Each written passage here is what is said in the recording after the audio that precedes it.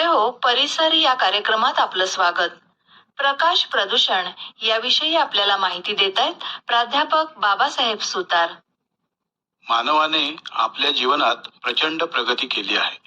विज्ञान आणि तंत्रज्ञानाच्या क्षेत्रातल्या शोधामुळे आपल्याला एक नवीन आणि उज्ज्वल भवितव्य दिसत आहे. मात्र या प्रगतीमुळे काही समस्या देखील उद्भवल्या आहेत. त्यापैकी एक महत्त्वाची समस्या म्हणजे प्रकाश प्रदूषण.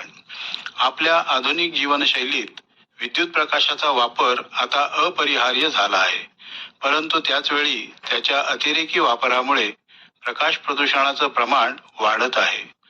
प्रकाश प्रदूषणाचा परिणाम केवळ पर्यावरणावर नाही तर मानवाच्या जीवनावर आणि आरोग्यावर देखील होत आहे.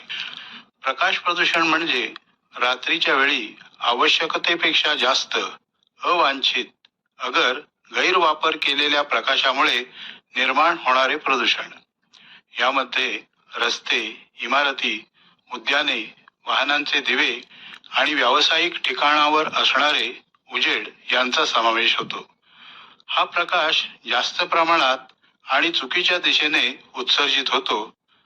यामुळे आकाशातील नैसर्गिक तारे आणि ग्रहगोलांचे निरीक्षण करणं कठीण होतं. तसंच प्राणी, पक्षी, कीटक यांच्या रात्रीच्या जैविक चक्रांवर आणि आरोग्यावर नकारात्मक परिणाम होतो. प्रकाश प्रदूषणाचे विविध प्रकार आहेत आणि त्यांचे परिणामही वेगवेगळे आहेत. त्यातील मुख्य प्रकारामध्ये चकाकी किंवा ग्लेअर असा एक प्रकार आहे. जेव्हा अत्याधिक प्रकाश डोळ्यात थेट भिडतो आणि दृष्टी धूसर होते त्यावेळी या प्रकारच्या प्रदूषणाला ग्लेअर किंवा चकाकी म्हणतात.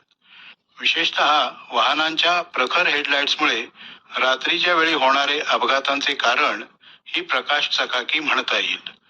उंच इमारतींना हल्ली विशिष्ट तावदाने लावली जातात. त्यांची चकाकीही दिवसा उजेडी त्रासदायक होते. आकाश चमक किंवा स्काय ग्लो हा देखील प्रकाश प्रदूषणाचा एक प्रकार आहे. शहरातील विद्युत प्रकाश रात्रीच्या आकाशाकडे उत्सर्जित होतो आणि तो वातावरणात परावर्तित होऊन आकाश चमकदार भासते. त्यातच शहरातील हवेचं प्रदूषणही या स्काय ग्लो मध्ये भर घालतं. लाईट ट्रेस पास किंवा अनावश्यक चोरटा प्रकाश हे देखील प्रकाश प्रदूषणाचं एक कारण आहे.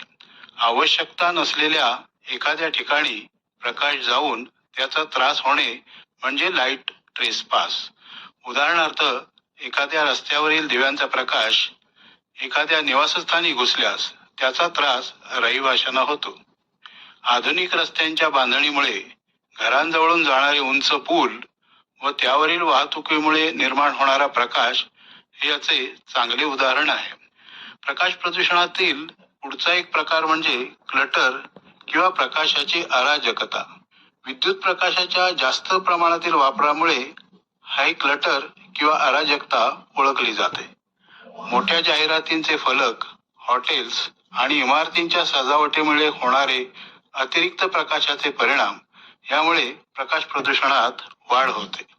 प्रकाश प्रदूषणाची प्रमुख कारणे काय आहेत हे आपण पुढच्या भागामध्ये सविस्तर पाहू. नमस्कार. श्रोते हो, परिसर या कार्यक्रमात प्रकाश प्रदूषण याविषयी आपल्याला माहिती दिली प्राध्यापक बाबासाहेब सुतार यांनी. या कार्यक्रमाचे सादरकर्ते होते योगीराज बच्चे. निवेदन विद्या तावडे. ही आकाशवाणी रत्नागिरी केंद्राची निर्मिती होती.